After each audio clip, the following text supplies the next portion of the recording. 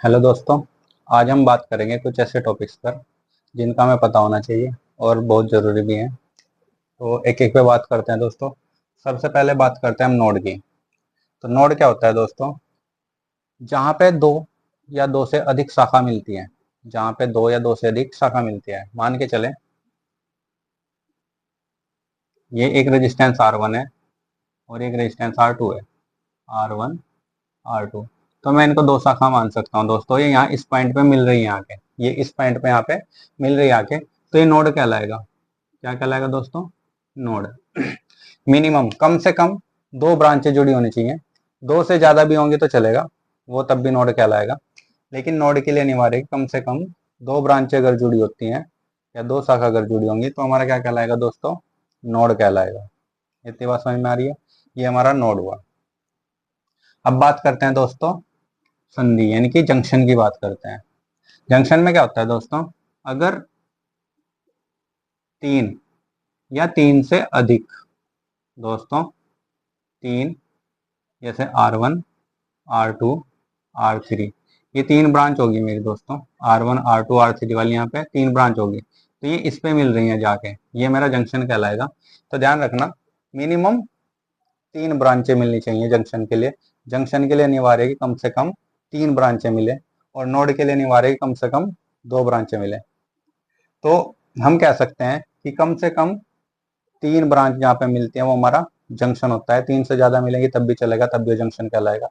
यहाँ से अगर दोनों की बात करें हम, तो जो हमारा प्रत्येक जंक्शन जो होगा वो नोड हो सकता है। प्रत्येक जंक्शन मेरा क्या होगा? नोड होगा। लेकिन प्रत्येक नोड जंक्शन हो ऐसा अनिवार्य नहीं है। मेरा जो नोड है वो जंक्शन हो ऐसा अनिवार्य दोस्तों बिल्कुल भी नहीं है। अब बात करते हैं तीसरे पॉइंट की दोस्तों, ब्रांच की। ब्रांच का मतलब शाखा। अब शाखा को हम समझते हैं दोस्तों, ये हमारी सारी ही ब्रांचें हैं। ये मैंने बताया, ये भी ब्रांच है, ये ब्रांच है, ये ब्रांच हुई, ये ब्रांच हुई, ये ब्रांच हुई। तो जो ब्रांच होती है, करंट के लिए जितने भी पॉसिबल पाथ होते हैं चलने के लिए, यानी कि अगर मेरे पास दो पॉइंट है, पॉइंट ए और पॉइंट बी। ये दोस्तों मेरे पास पॉइंट ए है, ये पॉइंट बी है। अब यहाँ से जाने के लिए मेरे पास करंट को जो है दोस्तों तीन रास्ते मिल रहे हैं। करंट को जाने के लिए कितने रास्ते मिल रहे हैं दोस्तों? तीन। तो करंट यहाँ से भी जाएगा, यहाँ से भी जाएगा और यहाँ से भी जाएगा। अगर मेरा कोई करंट है इधर से, इस में कोई करंट आ रहा है यहाँ से, तो करंट इधर भी जाएगा I1 होके, इधर I2 मान लेते हैं, इधर I3। तो उसको जाने के लिए तीन रास्ते मिल रहे हैं। एक रास्ता ये हुआ दोस्तों, दो रास्ता ये हुआ और तीन रास्ता ये हुआ। तो करंट को यहाँ से जाने के लिए, एक पॉइंट से दूसरे पॉइंट में जाने के लिए कम से कम तीन रास्ते मिल रहे हैं, तीन पाथ मिल रहे हैं। तो ये जो पाथ हैं दोस्तों करंट के जाने के लिए, यही मेरी क्या कहलाती है? ब्रांच कहलाती है। यानी कि करंट को फ्लो होने के लिए मिनिमम जितने पाथ मिलेंगे वो हमारी क्या कहलाएगी दोस्तों? ब्रांच कहलाएगी। अब बात करते हैं दोस्तों लूप की। लूप और मैश को समझने के लिए मैं एक फिगर बना देता हूँ, उसको आसानी से समझ पाएंगे आप।